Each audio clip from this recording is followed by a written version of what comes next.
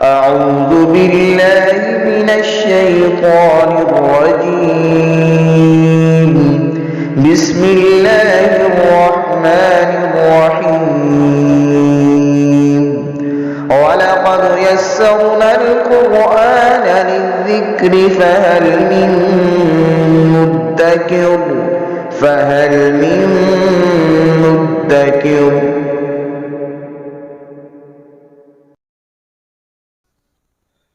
بسم اللہ الرحمن الرحیم۔ سورہ مائدہ کی 101 نمبر آیہ مبارکہ ہے اور چوتھا رکوع شروع ہو رہا ہے 7ویں پارے کا۔ اعوذ باللہ من الشیطان الرجیم، بسم اللہ الرحمن الرحیم۔ یا ایہا الذین آمنوا لا تسألوا عن اشیاء ان تبد لکم تسؤکم وَإِن تَسْأَلُوا عَنْهَا حِينَ يُنَزَّلُ الْقُرْآنُ تُبْدَ لَكُمْ عَفَا اللَّهُ عَنْهَا وَاللَّهُ غَفُورٌ حَلِيمٌ۔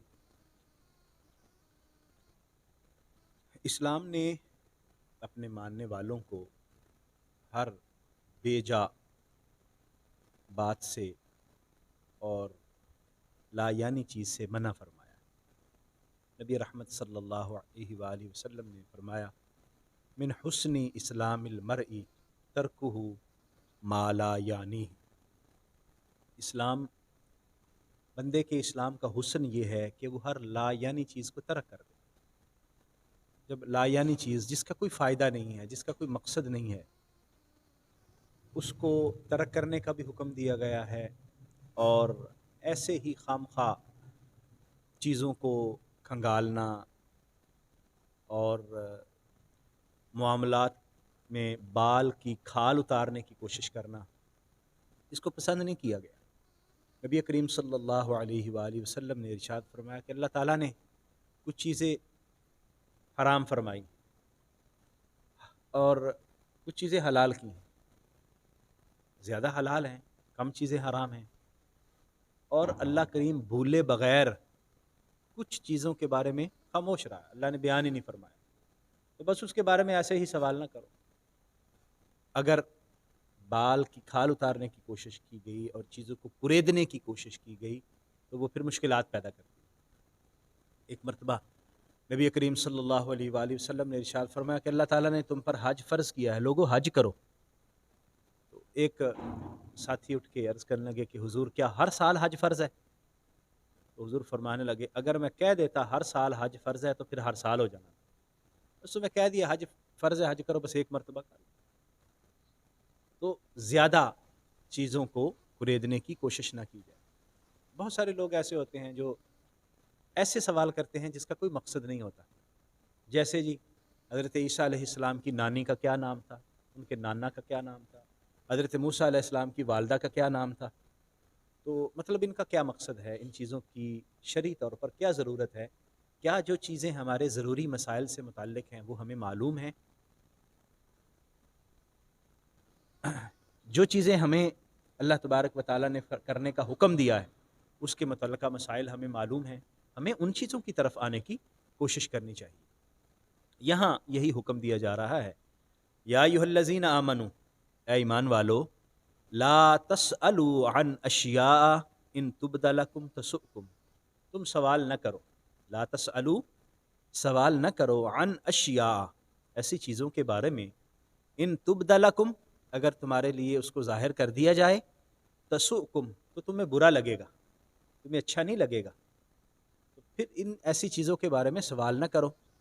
وَإِن تَسْأَلُوا عَنْهَا حِينَ يُنَزَّلُ الْقُرْآنُ تُبْدَ لَكُمْ، اور اگر تم ان کے متعلق پوچھو گے جب کہ قرآن نازل ہو رہا ہے تو پھر وہ تمہارے لیے ظاہر کر دی جائیں گی۔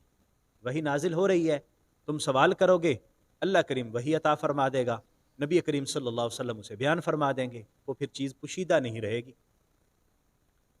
عفا اللہ عنہا، اللہ تبارک و تعالیٰ نے ان چیزوں سے درگزر فرمایا، معاف کر دیا ان کو، چھوڑ دیں ان کو، نہ کرے دینا۔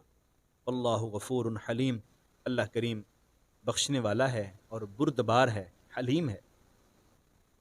نبی کریم صلی اللہ علیہ وآلہ وسلم سے اسی طرح لوگ مختلف سوال کرتے، تو ایک دن حضور علیہ الصلاۃ والسلام آپ نے صحابہ کرام کو فرما دیا، میں جو پوچھنا چاہتے ہو پوچھ لو۔ کبھی کوئی سوال کرتا ہے، کبھی کس طرح کا مطلب غیر ضروری سوال کیے جاتے ہیں، پوچھو جو پوچھنا ہے۔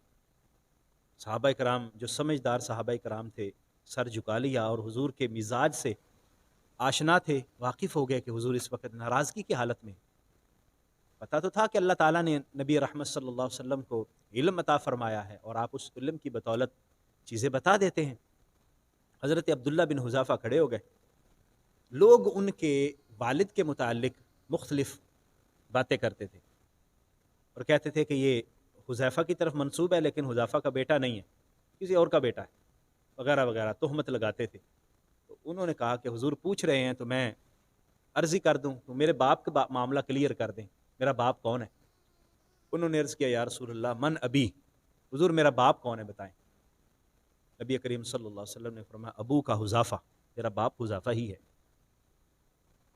پھر حضرت عمر فاروق رضی اللہ تعالیٰ عنہ پاس بیٹھے تھے، انہوں نے فوراً پناہ مانگی اللہ تعالیٰ کی ناراضگی سے، حضور کی ناراضگی سے، کہ یا رسول اللہ ہم ایمان لاتے ہیں، آپ جو فرماتے ہیں ہم ایمان، ہم سے غلطی ہوگی آپ درگزر فرما دیجیے۔ تو اس سے ہمیں ایک تو یہ علم ہوا کہ فضول چیزوں کے متعلق سوال نہیں کرنا چاہیے، جو چیزیں ہمارے ضروری معاملات کے متعلق ہیں جس کا ہمیں معلوم ہونا چاہیے، ہمیں ان چیزوں کے متعلق پوچھنا چاہیے، ایک بات۔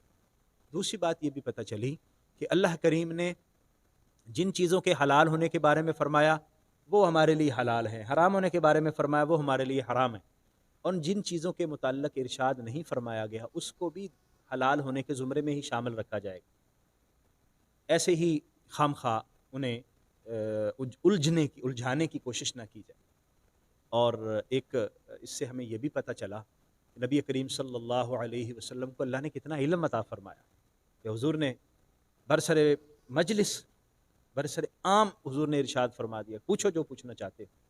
اب حضور نے یہ نہیں فرمایا کہ مجھ سے فقہ کا مسئلہ پوچھو یا قرآن کی تفسیر پوچھو یا حدیث کا مفہوم پوچھو، جو بھی پوچھنا ہے۔ اور جو صحابی نے پوچھا، حضرت حذیفہ نے، عبداللہ بن حذیفہ نے کیا پوچھا کہ یا رسول اللہ میرا باپ کون ہے؟ یعنی باپ کون ہے، یہ تعلق، اس علم کا تعلق کشیدہ ہے، غیب کے ساتھ ہے۔ تو آپ نے ارشاد فرما دیا، اس کا مطلب ہے کہ اللہ تعالیٰ نے آپ کو یہ علم بھی عطا فرمایا۔ قد سألها قوم من قبلکم، ایک قوم نے تم سے پہلے بھی سوال کیے، پوچھا تھا ان چیزوں کے بارے میں، ثم اصبحوا بها کافرین، اور پھر وہ ان کا انکار کرنے والی، پوچھتے رہے، حکم آتا رہا، پھر بعد میں ماننے سے انکار کر دیا۔ تو اللہ تعالیٰ کا جب حکم نازل ہو جائے تو پھر اس پر عمل کرنا ضروری ہو جاتا ہے۔ ما جعل اللہ من بحیرۃ ولا صائبۃ ولا وسیلۃ ولا حام ولکن الذین کفروا یفترون علی اللہ الکذب، اللہ تعالیٰ نے جانور پیدا فرمائے ہیں، اس میں انسان کے لیے نشانیاں بھی رکھی ہیں، اور ان جانوروں کو انسان کے لیے مسخر بھی کر دیا، لوگ ان سے اپنا فائدہ اٹھاتے ہیں۔ لیکن کفار اور مشرکین کے ہاں کچھ ایسی روایات تھیں اور کچھ ایسے رواج تھے جو شریعت سے متصادم تھے، وہ اپنے بتوں کے لیے مختلف طرح کی قربانیاں اور نذر پیش کرتے تھے اور مختلف جانوروں کو ان سے منسوب کر دیتے۔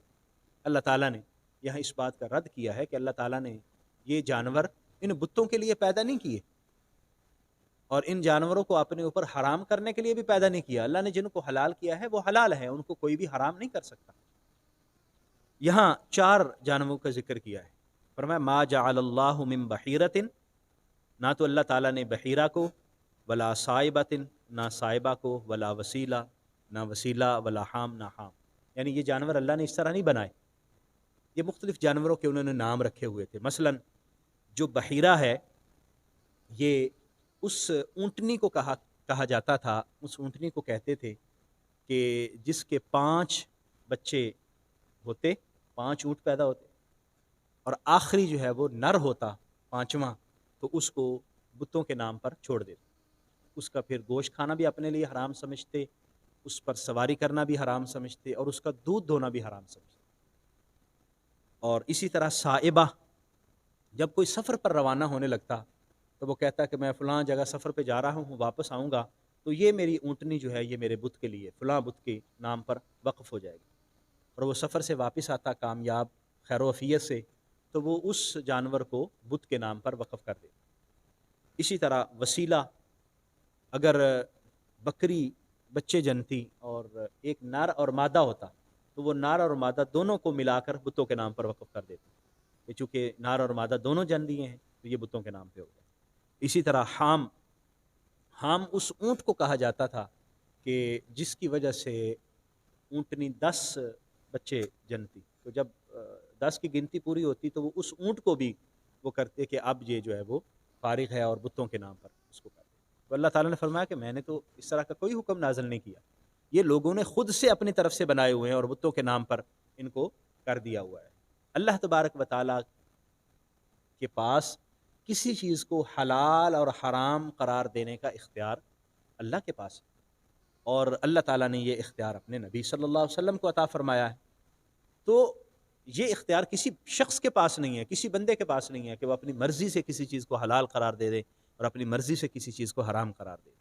اس لیے فرمایا گیا کہ یہ اللہ تعالیٰ نے اس طرح کی کوئی چیز نہیں بنائی۔ وَلَٰكِنَّ الَّذِينَ كَفَرُوا، لیکن وہ لوگ جنہوں نے کفر کیا ہے، يَفْتَرُونَ عَلَى اللَّهِ الْكَذِبَ، وہ اللہ تعالیٰ پر جھوٹ باندھتے ہیں، جھوٹی باتیں اللہ کی طرف منسوب کر دیتے ہیں، حالانکہ ایسا نہیں ہے۔ وَأَكْثَرُهُمْ لَا يَعْقِلُونَ، اور ان میں سے اکثر لوگ عقل اور شعور سے بے بہرا ہیں، ان کے پاس عقل و شعور نہیں ہے۔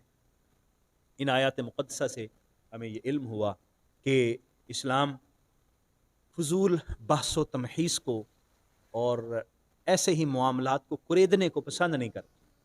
سادی سی تعلیمات ہیں اسلام کی، اور بہت شائستہ اور بہت خوبصورت تعلیمات ہیں، سیدھی سیدھی باتیں ہیں، ان کو اپنایا جائے، گورکھ دھندا نہ بنایا جائے، اور معاملات کو اتنا زیادہ مشکل نہ بنایا جائے کہ لوگ الجھ کے رہ جائیں کہ یہ کیا چیز ہے، اور تعلیمات کو سمجھنے کی بجائے آدمی مزید مشکلات میں پڑتا چلا جائے۔ نہیں، آسان لوگوں کو جو قابل عمل ہوں وہ چیزیں بتائی جائیں، اور لوگ جو ہیں وہ بھی علماء سے، مفتیان کرام سے ایسے سوالات نہ کریں جس کا کوئی مقصد نہیں ہے، جس کا کوئی شرعی فائدہ نہیں ہے، نہ دنیاوی فائدہ نہ اخروی فائدہ۔ اور اللہ تعالیٰ کے پاس حلال اور حرام کا اختیار ہے، پیارے نبی صلی اللہ علیہ وسلم کے پاس یہ اختیار ہے، اور کسی کے پاس اختیار نہیں ہے۔ اگر کوئی مفتی ہے، کوئی قاضی ہے، یا کوئی عالم ہے، وہ کسی چیز کے حرام ہونے کو بیان کر سکتا ہے، کسی چیز کے حلال ہونے کی وضاحت کر سکتا ہے، وہ اپنی مرضی سے کوئی چیز حلال اور حرام نہیں کر سکتا۔ ہاں، جو نئی چیزیں آئی ہیں جو قرآن اور حدیث میں موجود نہیں ہیں، یا ہمیں قرآن اور حدیث میں وہ چیزیں نہیں ملتی اور نئے زمانے سے ان کا تعلق ہے، تو ان کے وہ قرآن کی عطا کی ہوئی، احادیث کی عطا کی ہوئی بنیادوں کے اوپر حلال اور حرام ہونے کا فتویٰ دیا جاتا ہے اور اس کے متعلق حکم بیان کیا جاتا ہے۔ یہ ایک مفتی کا یا ایک عالم دین کا کام ہوتا ہے۔ لیکن جو چیزیں اللہ نے حلال کی ہیں ان کو کوئی حرام نہیں کر سکتا، اور جس کو اللہ نے حرام کیا ہے اس کو کوئی حلال نہیں کر سکتا۔ اسی طرح نبی کریم صلی اللہ علیہ وآلہ وسلم نے، اللہ کریم ہمیں سمجھنے کی، عمل کی توفیق عطا فرمائے۔ آمین۔ وآخر دعوایا ان الحمد للہ رب العالمین۔